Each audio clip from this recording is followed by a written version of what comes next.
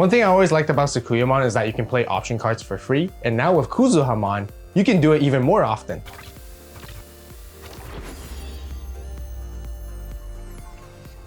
Alright, Digi-Egg cards, 4 copies of Viximon. This one's always great when it comes to giving you the draw power because we play option cards with cost of 2 usually, and everything that we have option-wise is cost of 2 or more. So then we can always get more value, cycle for more cards. That's the whole reason why we definitely want to play Viximon, and it's the dedicated egg of the deck anyways. So now let's move into the rookies as we talk about the newer stuff, kind of newer stuff from EX4. Renamon right here, which is both blue and yellow. It can digivolve for 1, but alternatively, it can digivolve for 0 on top of Viximon specifically. This one has an on-play effect until the end of your opponent's turn, but we mainly play it for the inheritable, where when you use an option card with 2 or more costs, you get to gain 1 memory back, giving you a lot of value when you do so, and especially when you combo it with any other cards that play option cards for free. Moving back to EX2, we have 4 copies of the Renamon that searches you top 4, grabbing yourself anything related in the archetype, Cubimon, Taomon, or Sakuyamon, as well as Rika being the dedicated tamer of the deck,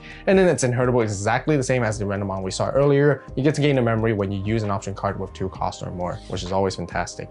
And then to sum up for the rookies, another 4 copies of the BT10 Renamon. This one on play searches you top 4, grabbing yourself the plugin cards that you need, which is going to be crucial for your combos. And then its inheritable is that when you use an option card of 2 or more, you get to minus 2000 DP to one of your opponent's Digimon, which we're going to see a lot of DP reduction here, and we're going to rack them up, so then it's really great for removal. Level 4s.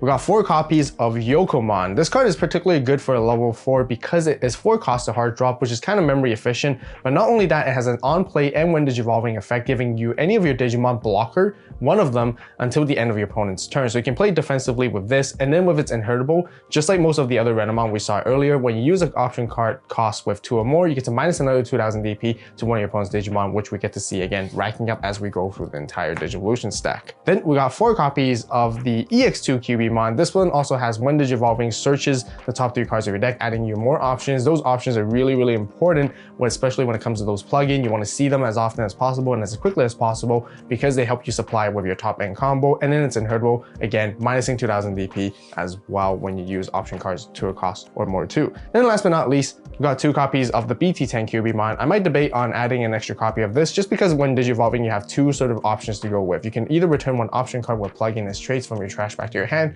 or you can trash 1 plugin option to draw 2 cards. Now, the only downside is that it doesn't provide any inheritable, but draw power is always great, and then recycling a bit of your option cards if you really need to is also really fantastic sometimes too. If you guys ever want to see early deck lists before anyone else, definitely be sure to join the Avault Club, and also give this video a like. Make sure to subscribe, turn on the notification bell to stay tuned for more deck profiles like these, and I really appreciate the support, so thank you guys. Alright, level 5s, we got 3 copies of Domon. Really important card because the name of this card and Digimon is also treated as Taomon, which has a lot of name synergy, which we're going to get into later on in the top end combos. It digivolves for 4, but otherwise you can digivolve for 3 specifically on top of any Cubimon. It has on play when digivolving, returning my opponent's Digimon with 6000 DP or less back to their hand, and being able to bounce is really great because it also has a really good synergy, which we'll showcase in the combos later on too. Otherwise, it's inheritable, again, with its minusing DP to rack it up so we can reduce even further, get rid of stuff, or weaken the opponent's Digimon so we can swing over it and do a whole bunch of versatile things, which is always really nice.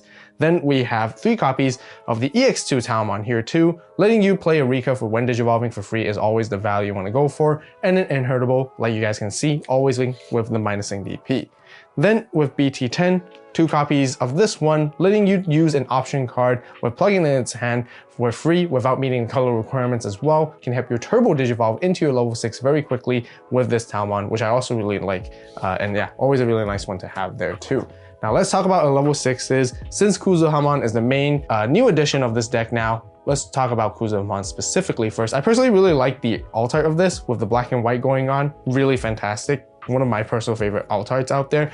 But digivolving for 3, this card is also treated as having Sakuyamon in its name, which is very important. It's a slightly different text and a slightly different meaning, but we'll go over that very particularly later on. It has a when digivolving effect, which lets you use an option card with 5 costs or less from your hand for free. It also synergizes very nicely with its secondary effect, where once returned, you use an option card with 2 costs or more, you get to either play a Taomon specifically or a level 4 or lower yellow or blue Digimon card from underneath its sources, so you can play something out and then go wide and continue with your combos and utilize on-play effects, especially when it comes to your Domon as well, which is considered as a Talmon for this particular combo, which we'll show you guys again.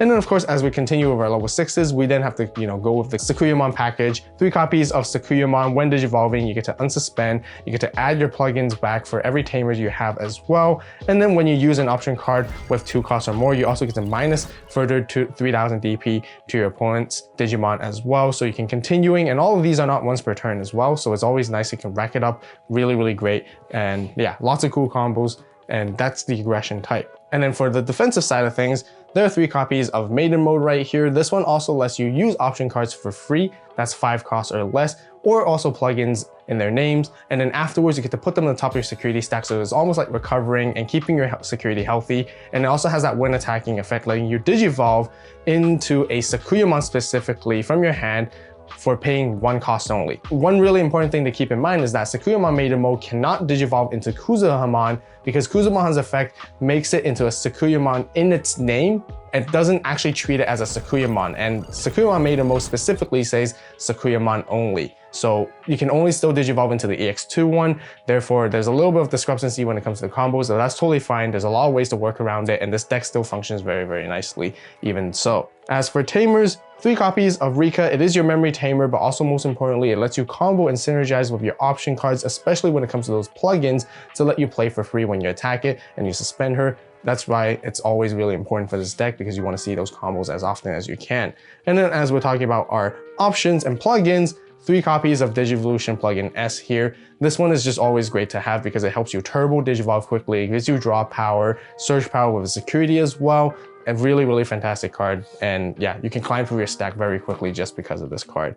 And then for the other plugin option card, I play 2 copies of Offensive plugin A, just because I really like the security +1 aspect. So you can actually potentially go for really powerful OTK combos and swing very quickly, take out lots of opponent security. And I actually want to focus a bit more on that kind of type of aggression, which is why I play 2 copies of this one and no other plugin option cards other than those. That is also because we want to make room for this really, really cool BT1 card, Blast Fire. Very simple. For 4 costs, you change the original DP of one of your opponent's Digimon to 3000 until the end of your opponent's turn. You guys can see that we have a lot of inheritables where we rack up when it comes to minusing DP. So the whole idea of this card is to particularly use it. So we turn our opponent's Digimon to 3000 DP, and then afterwards we reduce it by 4000 DP, immediately getting rid of it right off the bat, which is really, really good to get rid of big bodies. And yeah, no matter how big their DP is, no longer matters because of this card. And then last but not least, 2 copies of Yellow Memory Boost, which is always a very standard staple to have, great for searching, as well as its delay. The other thing to keep in mind is that you can always use this card for free as well, alongside with Sakuyamon Maiden Mode's effect, as well as Kuzuhamon's effect as well at the same time, so they can search later when you get into your stack, which is always very memory efficient there too.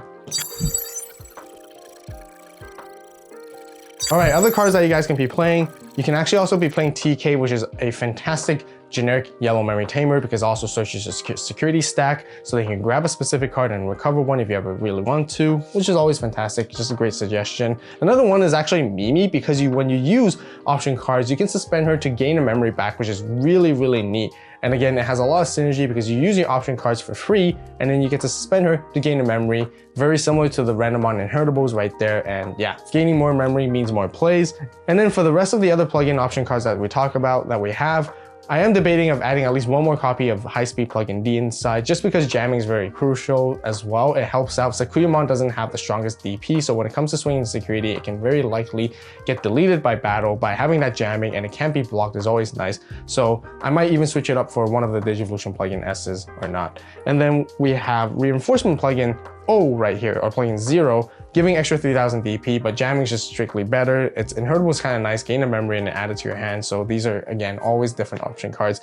A very cool one that is Digital Translator right here, which also came out alongside, is also treated as an option card with plugin in its name. And you get to choose one of your level 6 Digimon, ignoring its Digivolution requirements, and without paying the cost, it can kind of slide Digivolve into a different name sort of type of thing, or as long as it has this kind of same name.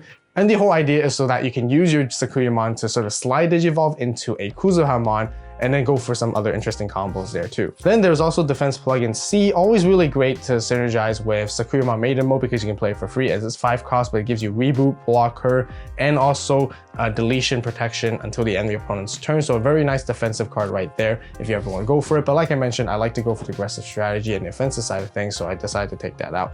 Another one to have is Megalo Spark, which can just simply reduce one of your opponent's Digimon with 8,000 DP until the end of their turn. Also, if you have a yellow tamer, you can also reduce the cost by 1 to use this option, becoming a 4 cost. Kind of neat. With a lot of DP reduction, you can rack up a lot, and then, you know, finishing off with Megalo Spark as well, you can get rid of big things. But I think Blast Fire is just way more effective because it can guarantee you to remove basically almost anything. But other than that, this one does have a security effect there. And last but not least, Reinforcing Memory Boost is always great. For any most yellow decks, this is always a standard staple that you guys always can consider to add, and just because it's really great when it's memory gaining and it's recovery, and then also grabbing a card as well at the same time. Just an incredibly powerful card. Alright, so for combos with the hand and your mulligan, what you're really trying to look for is very simple in terms of like climbing through your Digivolution stack. It doesn't really matter exactly what you find, you just want to utilize your pieces effectively in the early stages of the game, but you do want to go through your 3s, 4s, 5s, and 6s eventually and sort of build that way. And when it comes to Digivolving, of course you hatch your egg. Ideally, I think what the one that you want to Digivolve is usually would be this EX4 Renamon, just because you don't really get as on-play effect as much early stages of the game, and that's also because you want to save these other 2 Renamons to sort of search for your options or search for your Digivolution chain, and also Eureka as you're continuing to climb as you go. Now, once you are ready, you might sometimes want to push up. If not, you hard play this the rookie. You might Digivolve outside in the battle area just to utilize your QBmons when Digivolving effects to again cycle through more fine pieces, especially when it comes to this one to grab plugins, and then this one to sort of like grab plugins back from the trash or trash a plugin from your hand to draw 2 cards, which is kind of most ideal. The plugin that I'm really trying to look for would be the offensive plugin A, which you'll probably find at least 1 copy in most games. Otherwise, it will actually be Digivolution plugin S to help you climb and Digivolve even faster.